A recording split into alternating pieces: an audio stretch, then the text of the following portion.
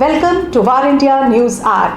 Adoption of artificial intelligence can add $90 billion to the economy by 2025.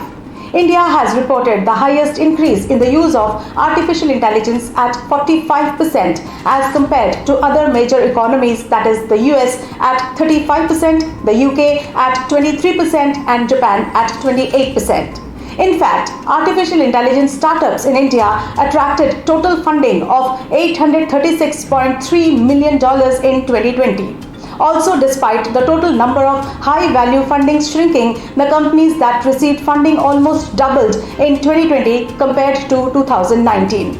With this, we can say the future of the Indian ecosystem is poised to witness the rapid penetration and adoption of artificial intelligence, and investors should make full use of this opportunity.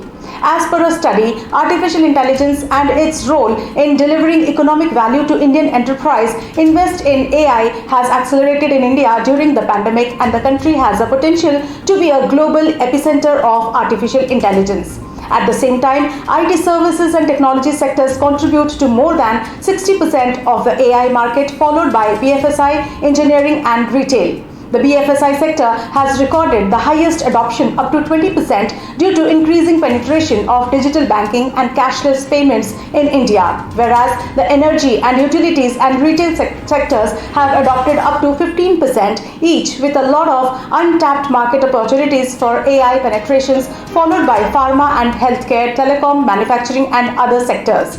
Secondly, when we go by the statistics of IDC, global revenues of the artificial intelligence market, including software, hardware and services, are expected to grow 16.4% year-on-year in 2021 to $327.5 billion.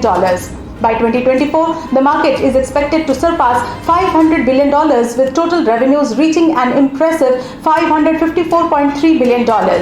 Indian organizations' use of machine intelligence has increased by 45%, while major economies like the US, the UK and the Japan have seen the adoption surge by 35%, 23% and 28% respectively. Seeing the above figures, artificial intelligence has the potential to add nearly $90 billion into the Indian economy by 2025. Let's look into today's headlines in VAR India. Prime Minister Modi announces ₹100 lakh crores Gati Shakti Master Plan on Independence Day. With a clear ambition to strengthen the Beti Bachao Beti Padhao initiative, Prime Minister Modi announced that all Sainik schools across the country will now be open for girls.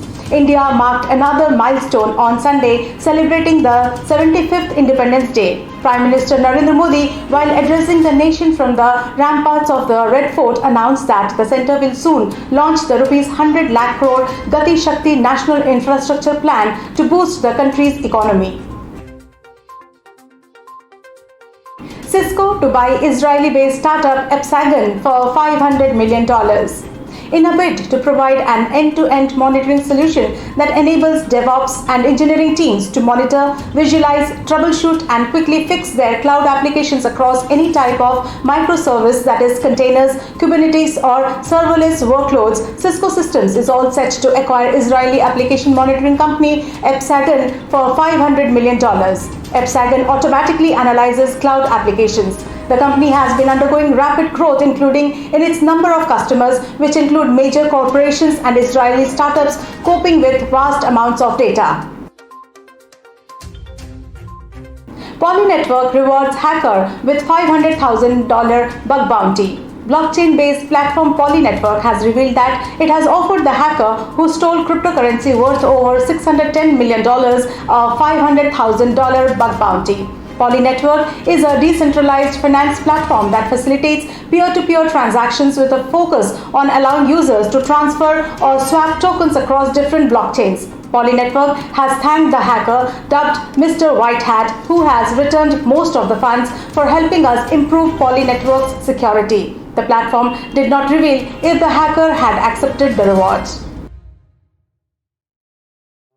Samsung leader Lee Jae-yong released from jail. South Korean politicians and business leaders have called for billionaire Lee Jae-yong to be paroled following a highly publicized bribery conviction. Lee Jae-yong, who was sentenced to 2.5 years in jail earlier this year after being convicted of bribery and embezzlement, has been released on parole in South Korea. I have caused much concern for the people. I deeply apologize, he said. Lee assumed Samsung's leadership after his father, Lee Kun-hee, was hospitalized in 2014 and later died. CMS Info Systems files draft papers with SEBI to raise Rs 2,000 crores.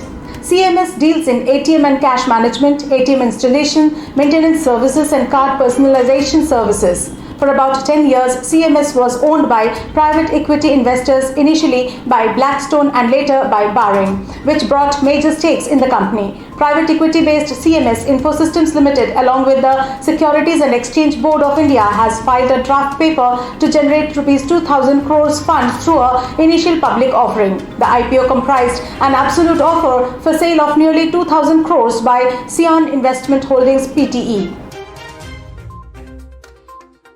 That's it for now. Please like, share, comment and subscribe to War India News Magazine. You can download the War India app from Google Play Store for the latest news and updates. Stay tuned. Thank you.